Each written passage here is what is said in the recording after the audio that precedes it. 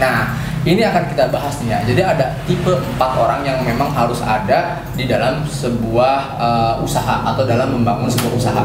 Tipe yang pertama adalah tipe yang mari nge-vlog di Kebun Desain.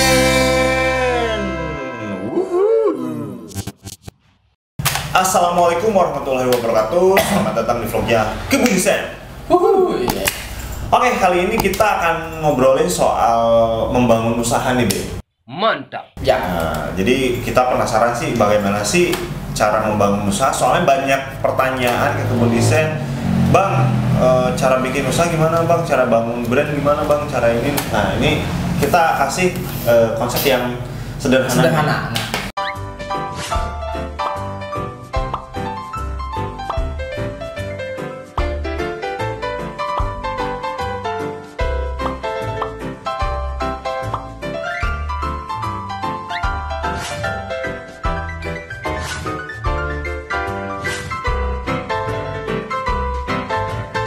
Sebenarnya dalam membangun sebuah usaha itu yang perlu dilakukan atau yang harus kalian punya adalah brand tentunya ya.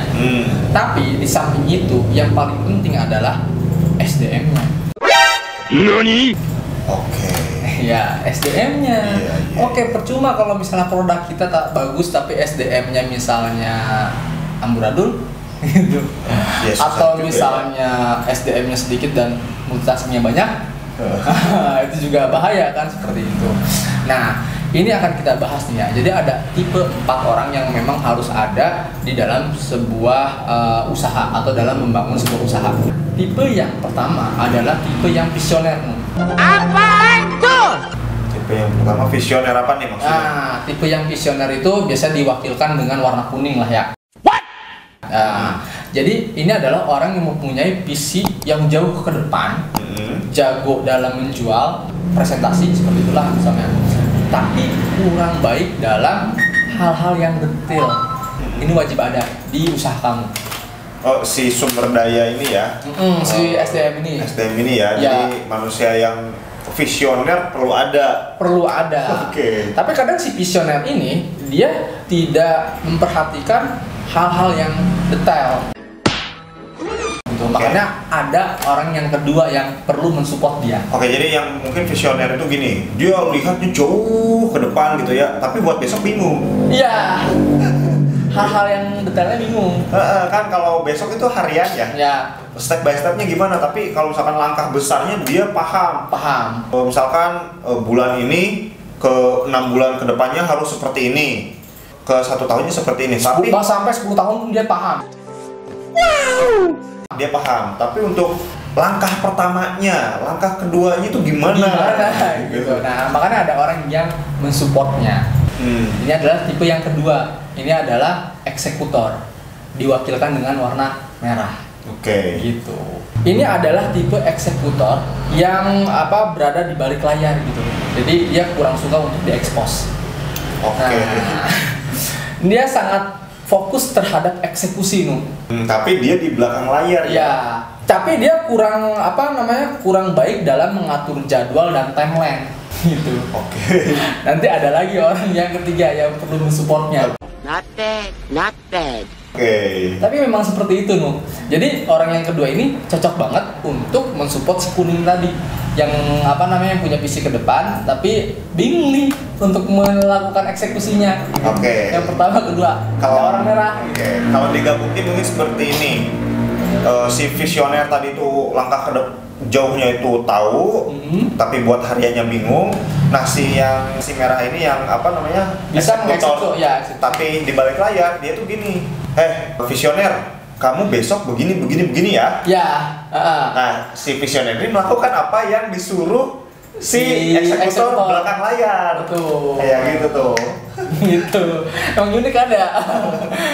Nah, itu kan tadi kalau misalnya yang si kuning itu visioner, kalau yang si merah ini eksekutor, tapi kurang baik dalam mengatur timeline dan jadwal eksekusinya. Ya. Ada orang yang ketiga tipe yang organizer Dia biasa diwakili dengan warna biru. Nah, si organizer ini adalah yang menjembatani antara si tipe yang si kuning, yang si visioner, dan tipe yang si merah, yang si eksekutor dan jago dalam hal detail gitu ya, eksekusi. Nah, si biru ini ya menjembatani mereka berdua yang tadi kan kalau si eksekutor jago hal-hal yang detail dan eksekusi, cuman pengaturan jadwal dan timeline-nya jelek ya. Iya. Nah, si biru yang ngatur stepnya nih. Iya. Kamu kalau misalnya mau eksekusi ini hari ini ya, jam ini dan misalnya bulan ini gitu. Dan diorganizer oleh si biru ini. Cuman si biru ini kurang jago dalam bersosialisasi. Oke. Cocok ya, itu.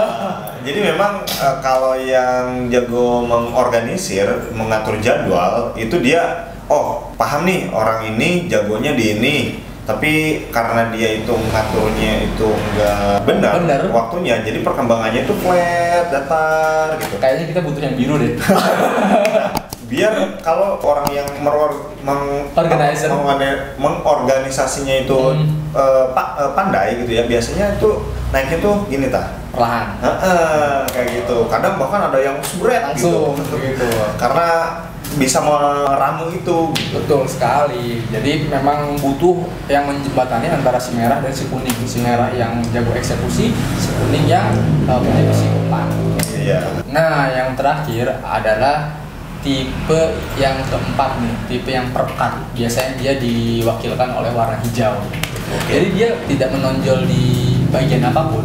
Aku lebih memilih jadi orang bodoh. Cuman kalau misalnya ada masalah, dia bisa berpikiran dingin dan bisa menyelesaikan semuanya bersama-sama. Gitu. Berarti yang ini dia tipenya dia manajemen konflik deh. Betul, orang yang bisa memanage konflik. Jadi, nah biasanya kan tadi tuh yang visioner itu ya, yang kuning itu kan tadi langkahnya jauh ke depan. Ya. Yang ini bisa, yang merah bisa eksekusinya. Yang ini bisa mengatur jadwalnya gitu ya. Tapi ketika misalkan ada perbedaan yang visinya, jangan gitu dong langkah eksekusinya. Ini udah yang terbaik kata yang eksekusi.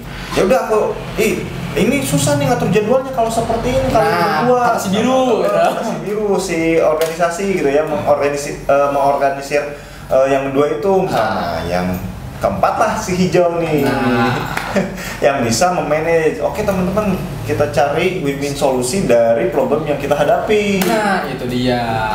Makanya di katakanlah UMKM ataupun startup perlu keempat orang ini. Kalau ada gitulah, minimal ada yang ganda sih. Ada yang ganda. Seperti itu. Jadi benar-benar harus balance lah antara visi, antara eksekusi, antara organizer, antara manajemen konflik. Gitu. Jadi semuanya ada dan semuanya bisa diterjemahkan dalam setiap momennya gitu, momen dalam membangun bisnis. Seperti itu. Benar-benar bermanfaat ya. Ya, ini pasti berguna banget ya buat teman-teman. Jadi silahkan yang suka di like, di komen, juga di subscribe. Kalau misalkan ini juga ingin dimanfaatkan ke banyak orang yang luas, silahkan di share ya. Betul sekali. Sebanyak-banyaknya ke grup WhatsApp ataupun ke grup Facebook lah. Seperti keluarga ya. Keluarga juga boleh ya kan. Isinya ya politik lagi kayak gitu ya.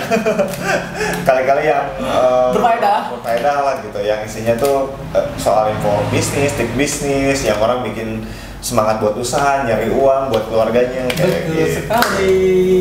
Oke, thank you, mudah-mudahan bermanfaat. Sampai jumpa di vlog kita selanjutnya. Bye bye.